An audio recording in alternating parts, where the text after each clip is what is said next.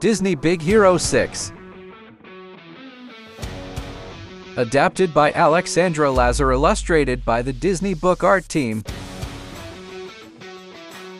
Hiro and Baymax returned to the warehouse, but the microbots were gone, and the masked man was nowhere to be found. So the pair followed Hiro's microbot again, hoping it would lead them to the rest of the microbots. The bot led them to a pier. Suddenly, through the fog, a wave of microbots appeared, with the masked man riding on top of them. But before Hiro could confront him, a car pulled up. Baymax had contacted Go-Go, Wasabi, Honey Lemon, and Fred to help Hiro. When the mystery man spotted them, he ordered the microbots to attack. Just in time, Go-Go pulled Hiro into the car and they drove away. The man chased after their car, riding the swarm of microbots. Hiro was angry. Stop the car! Baymax and I can take this guy! But Hiro's friends weren't about to let anything happen to him. With Baymax's help, they were able to escape to safety. Hiro and his friends went to Fred's house to regroup. They had to figure out who the masked man was. Fred suggested that it might be Alistair Cray. Since Hiro hadn't sold the businessman his microbots, maybe Cray had stolen them instead. It was possible, but Hiro wanted to be sure. If he upgraded Baymax's programs again, the big robot could scan the whole city until he located the masked man. But Hiro and Baymax wouldn't be able to stop him alone. Hiro looked around at his friends. Actually, if we're gonna catch this guy, I need to upgrade all of you. Fred was excited. You guys, do you feel this? Our origin story begins. We're gonna be superheroes. Hiro created a unique super suit for each of his friends. Go-Go's suit had electromagnetic wheels like her bikes, allowing her to speed around and throw discs from her wrists. Honey Lemon's suit came with a purse that contained a portable chemistry lab. Wasabi's had gloves with lasers in them that could slice through anything. And Fred's suit made him look like a monster. When he was wearing it, he could jump really high and breathe fire. Baymax's new armor had a rocket fist and wings, and thanks to the magnets Hiro had sewn into his own suit, he would be able to ride through the air stuck to Baymax's back. The team practiced using their new suits. Then they came up with a game plan. The villain's mask controlled the microbots, so taking it away was the only way they could stop him. Later that day, Hiro climbed on Baymax's back for their first big flight. The ride was a little bumpy at the beginning, but soon Baymax was soaring through the air like a pro. Hiro was thrilled. Yes, woohoo! The treatment is working. On their initial flight, Baymax used his scanner to detect the masked man. He was located on an island called Akuma across the bay. Later that day, the group flew to Akuma, where they found an abandoned lab formerly owned by Alistair Cray. As the team looked around, they activated video footage of experiment led by Cray. The footage showed a young pilot named Abigail being sent in a pod through a teleportation portal. But the experiment went wrong and the portal exploded. The team was stunned. The masked man had to be Cray. Just then, the masked man attacked them. Using their new suits, the team attempted to fight back. In the chaos, Hiro managed to pull off the man's mask. It was Professor Callahan. Hiro was confused. But the explosion, you died. No, I had your microbots. The professor explained how he had used the microbots to protect himself. Furious that the professor hadn't helped his brother, Hiro ordered Baymax to attack Callahan. Baymax, destroy! Baymax shook his head. My programming prevents me from injuring a human being. Not anymore! In a rage, Hiro ripped out the green nurse chip Tadashi had put into Baymax's chest. Baymax pointed his rocket fist at Callahan and tried to blast him.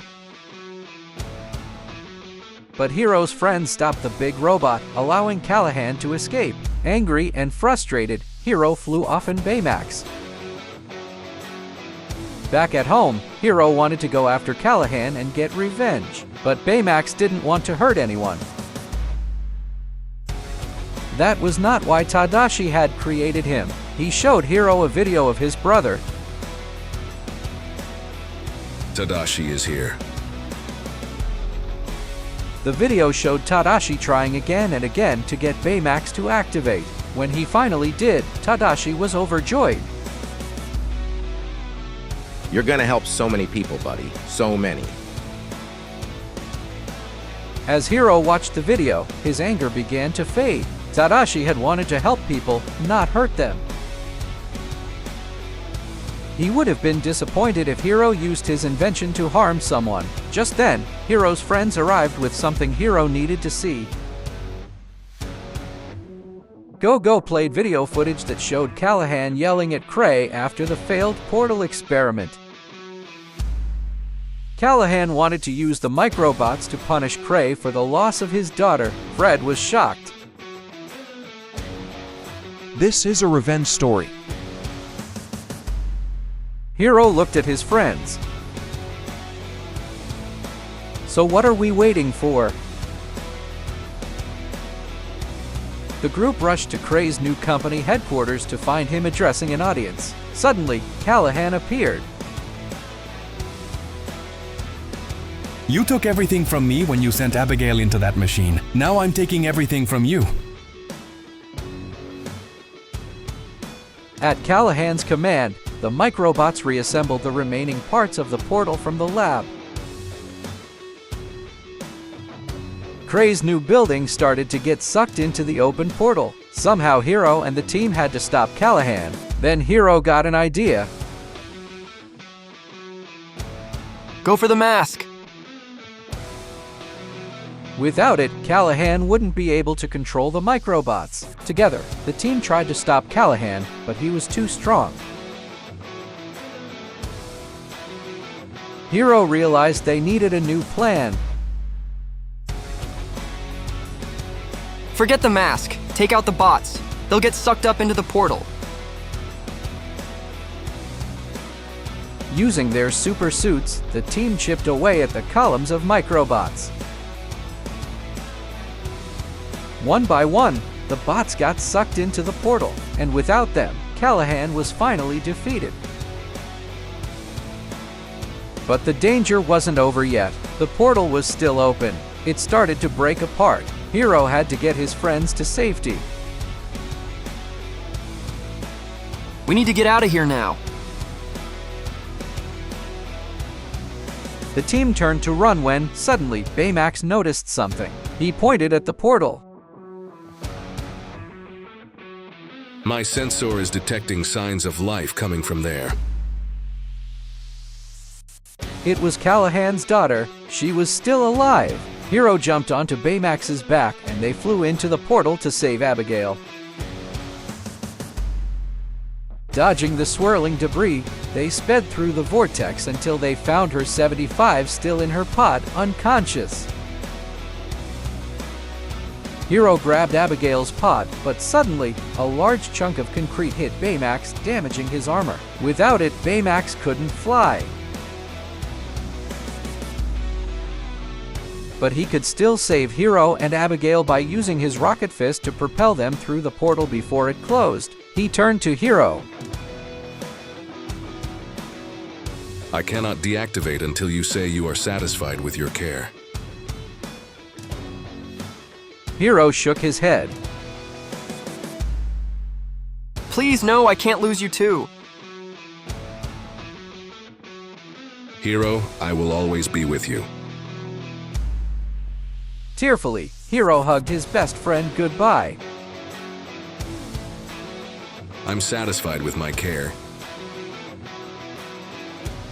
With that, Baymax detached from his rocket fist and drifted away. And Hiro finally became a student at the San Fransokyo Institute of Technology, just like Tadashi had hoped. He even got to use Tadashi's old lab space. As Hiro unpacked his things, he placed Baymax's rocket fist on his desk. Smiling sadly, Hiro gave it a fist bump. Thanks to Baymax, Hiro and Abigail made it back through the portal just in time. Hiro and his friends had saved the day. Abigail was safe. Callahan went to jail. Ba-a-la-la-la. The robot fist uncurled. That was when Hiro spotted Baymax's green nurse chip. In no time, Hiro had rebuilt Baymax. I am Baymax, your personal healthcare companion. Hello, Hiro.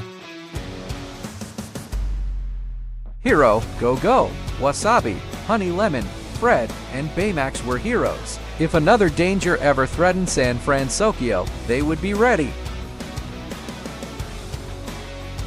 We didn't set out to be superheroes, but sometimes life doesn't go the way you planned. The good thing is my brother wanted to help a lot of people, and that's what we're gonna do. Who are we? They were the Big Hero 6.